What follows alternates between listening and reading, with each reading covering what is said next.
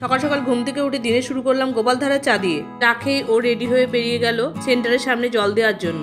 জল ঢালা কমপ্লিট করে ও বাবানকে নিয়ে বেরিয়ে গেল। বাবানকে স্যারের বাড়িতে নামিয়ে দিয়ে চলে যাবে গোড়াবাজার সেন্টার, আর আমি সেরে নিলাম বাড়ির সমস্ত কাজ। এরই মধ্যে ঘড়িতে বাজে 9:15। বাবান স্যারের বাড়ি থেকে আমার সঙ্গে ফোনে কথা বলতে বলতে একাই চলে এসেছে বাড়ি। ঘড়িতে বাজে 10:30। রেডি হয়ে বাবানকে স্কুলে দিতে যাওয়ার জন্য বেরিয়ে পড়লাম। রাস্তায় অতিরিক্ত ভিড়কে অতিক্রম করে বাবানকে স্কুলে নামিয়ে দিয়ে চলে গেলাম পেটস অ্যান্ড ভেটে। পেটস অ্যান্ড ভেট থেকে কিনে নিলাম আমাদের প্রিয় ডগির জন্য কিছু জিনিস।